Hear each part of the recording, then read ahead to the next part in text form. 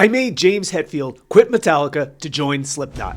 This is the most insane what if in music history, and today we're going to see what would have happened. Now, to be 100% clear, there are absolutely no rumors that this was ever real, that this is ever going to happen.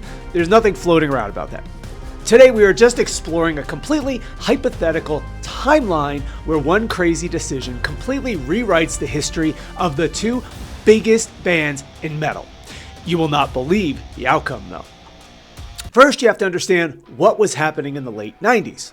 You had Metallica, who were literally on top of the world, but tons of their fans had felt like they sold out with their last albums. And behind it all, James Hetfield was struggling with being the biggest, most famous metal star on earth. At the exact same time though, a 9-person monster called Slipknot was crawling out of Iowa. For the first few years, they couldn't even keep a singer though. Then in 1997, Corey Taylor joins, and they're ready to explode. They were everything Metallica was not. Pure, raw, and completely insane. Their songs were a total war zone, not like the perfectly crafted songs from James Hetfield and Lars Ulrich though. Okay, this is the moment everything changes now. The year is 1998. A demo tape from some unknown Iowa band lands in James Hetfield's hands. He hears a level of violence in the music he hasn't felt in years. It's like a disturbance in the force. He hears the insane double bass drums, the DJ scratching, and the pure rage. And in all that noise, he sees a way out. In our timeline, James doesn't just hear a band. He sees a chance to escape being James from Metallica and get back to the raw anger he was losing.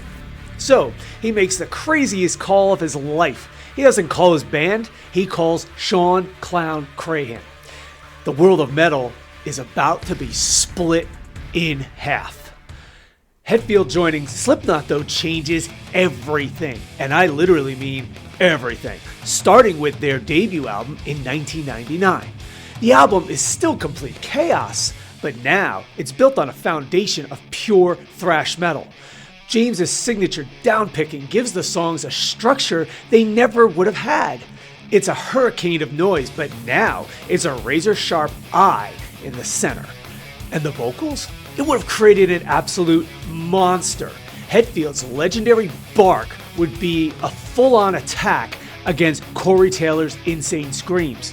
Imagine James's rhythmic voice layered over Slipknot's dual drummers and percussionists. It would have been the most relentless vocal assault the world had ever heard. But what about Metallica? Losing their singer, songwriter, and frontman would be game over. In this reality, Metallica is 100% done. They either break up forever or just disappear. The next album, this timeline's version of Iowa, becomes the heaviest album ever made.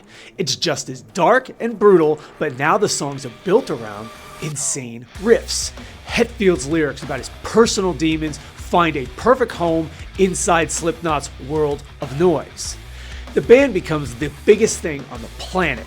But how does James deal with the masks?